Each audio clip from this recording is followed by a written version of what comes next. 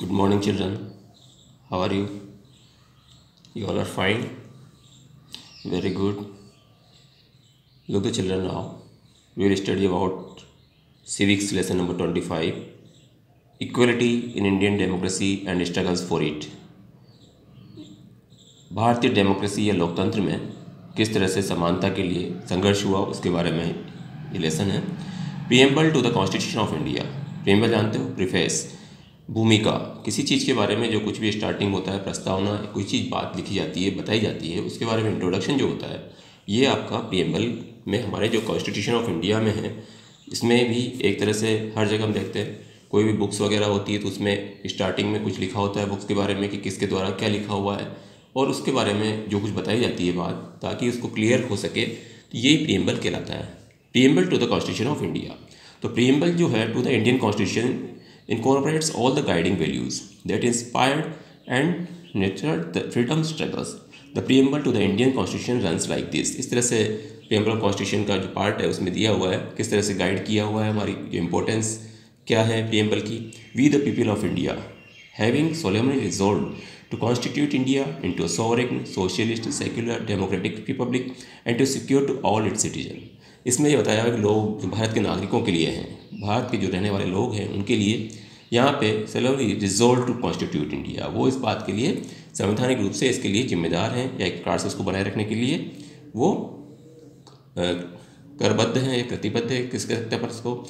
इसमें सोवरिक में socialist, secular, democratic Republic इसका एक पार्ट है और ये सिक्योर है किस प्रकार से भारत के लिए। सबसे पहले कुछ जो 4 पॉइंट्स इसमें दिए हुए हैं। Justice social, economic and political, न्याय सबके लिए, सामाजिक, आर्थिक और राजनीतिक रूप से। लिबर्टी, स्वतंत्रता, किस तरह से कौन कौन सी स्वतंत्रता। लिबर्टी ऑफ थॉट, विचारों की स्वतंत्रता, एक्सप्रेशन, अपने विचार व्यक्त करने की, बिलीफ, विश्वास की, फेथ एंड वर्शिप और पूजा पाठ करने की और विश्वास अलग से बनाने की। Next equality of status and of opportunity and to promote among them all, सबको समानता के हिसाब से समान रखना और इसके साथ साथ सबको मौका देना, सभी को आगे बढ़ने का, एक साथ लेकर के आगे बढ़ने का मौका सबको मिले, ये सबकी इक्वलिटी के हिसाब से रखा जाता है। नेक्स्ट है फ्रेटर्निटी जो कि एक वर्ड है, ये भाईचारे से रिलेटेड है। Assuring the dignity of the individual and the unity of integrity of the nation, राष्ट्र की एकता और अखंडता को बनाए रखने के लिए सब एक साथ रह करके काम करें, भाईचारे से रहें, और ये सारी बातें इसमें निहित हैं। In our constitution assembly this 26th day of November 1949 do hereby adopt, enact and give to ourselves this constitution, जो क्योंकि 26 नवंबर 1949 को ये स्टार्टिंग में अडोप्ट करना था, हमारा बाद में जो हुआ कॉन्स्टिट्यूशन, जो संविधान जो लागू हुआ, वो रिपब्लिक डे के हिसाब से आज भी माना जाता है और वो है 26 जनवरी 1950 से शुरुआत हुई, रिपब्लिक डे के रूप में जाना जाता है क्योंकि हमारा संविधान उसी दिन से लागू हुआ। पहले इसका संविधान की व्यवस्था के हिसाब से ये बताया गया था कि 26 नवंबर 1949 को इसको अडॉप्ट करना था, लेकिन किन्हीं कारणों से नहीं हो पाया, तो इसका 26 डेट इसीलिए फिक्स की गई ताकि वो आगे 26 हमेशा के लिए यादगार बनी रहे। ठीक है। इसमें बताया इंपॉर्टेंस ऑफ इक्वलिटी के बारे में, सबकी समानता, सबके साथ समान व्यवहार। As we find the preamble very closely we find that equality has been given an important place in it. It is but natural because without equality freedom has no meaning. बिना समानता के स्वतंत्रता का कोई अर्थ नहीं रहता। यही कारण है कि हम लोगों को इम्पोर्टेंस ऑफ इक्वलिटी का नाम दिया गया है। We all got freedom in 1947 but it most of the people still had to lead a life of poverty, want and desperate freedom would have no meaning for them. Farmers of the Constitution of India fully knew this stark reality and the causes behind this inequality and the disparity prevailing in the society.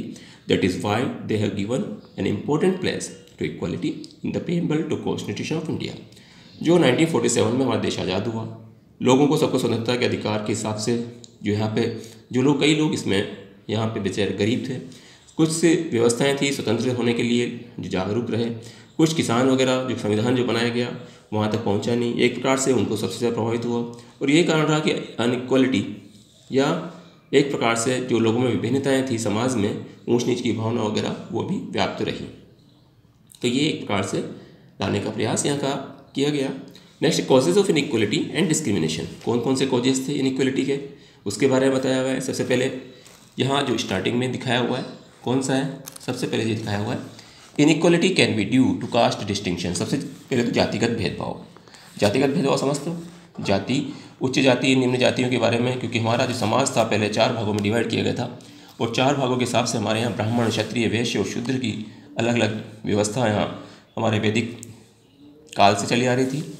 इसमें ब्राह्मणों का कार्य, जैसा कि हम जानते हैं, सबसे उच्च वर्ग के रूप में जाना जाता है। सबसे धार्मिक कर्मकांड, पूजा पाठ और जो भी धार्मिक रीति रिवाज वगैरह हुआ करते थे उनका सबका ठेका या एक प्रकार से उनका जो गवर्नमेंट वैदिक नीति के हिसाब से उनको दिया गया था। तो ये काम था, ब्राह्मणों का काम होता था क्या, पूजा पाठ कराना, मंत्रोच्चारण करना, वैदिक रीति रिवाजों के बारे में अध्ययन करना। तो ये सारे जो मंत्रोच्चारण करना, ये सब काम किसके थे, सिर्फ ब्राह्मणों को दिया जाता है। इसके बाद वैश्य, ब्राह्मणों के पास क्षत्रिय वर्ग हुआ करता था। क्षत्रिय वर्ग का काम राजकार्य को संभालना, युद्ध कौशल में निपुण होना, ये काम हुआ करता था। वैश्य वर्ग का जो कार्य होता था उसमें तीसरी पार्ट हमारी बताई जा सकती है। इसमें वो लोग जो कि व्यापार करने वाले होते थे, हमारी आवश्यकताओं की पूर्ति करने के लिए दुकान व्यवसाय और दूसरे से जुड़े हुए थे, महाजन वर्ग वगैरह इसमें थे। नेक्स्ट और लास्ट जो पॉइंट था वो था शूद्रों के लिए। शूद्र एक प्रकार से हमारी गंदगी वगैरह साफ करने के हिसाब से और उनकी व्यवस्था के हिसाब से, क्योंकि यह व्यवस्था बनाई रही थी, उसी के आधार पर इनको रखा गया था। ये एक प्रकार से सारी व्यवस्थाएं जो थी वो हेरिडेटरी हुआ करती थी और यही कारण था कि हाई और लो जो था, उच्च वर्ग, निम्न वर्ग, ये इसी के माध्यम से उठा था। तो ये इसमें भेदभाव था। Next, inequalities was also due to religious differences. हमारी धार्मिकता के हिसाब से भी अलग अलग धर्म के लोग यहाँ पे आए, विदेशी शक्तियाँ भी आई, धार्मिकता के हिसाब से कुछ एक्सट्रीम एलिमेंट्स भी यहाँ देखने को मिले और रिलीजियस या प्रीचिंग वगैरह जो हुआ करती थी, उनकी अलग अलग प्रार्थना करने का तरीका हुआ करता था।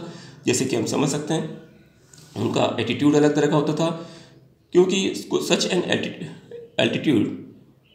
attitude gave rise to religious wars or crusades during the Middle Ages when the Christians and the Muslims fought many wars। जब इसमें धर्म युद्ध के नाम से भी इनका नाम दिया गया, जबकि मिडिल एजेस टाइम पे जबकि क्रिश्चियंस और मुस्लिम्स के बीच में युद्ध हुए, कई रोमन कैथोलिक रूलर्स वगैरह यहाँ पे उभर के सामने आए, कुछ प्रोटेस्टेंट जो उजागर हुए विरोध करने वाले भी थे और कुछ प्रोटेस्टेंट रूलर्स जैसे कि यहाँ पे दिखे रोमन कैथोलिक वगैरह इस प्रकार से जाने गए। इंडिया इस प्रकार से पूरी तरह से पार्टीशन किया हुआ था अलग अलग तरह से और यहाँ जो कई व्यवस्थाएं थी धार्मिकता के हिसाब से भी इनको छोड़ना था। उसके बाद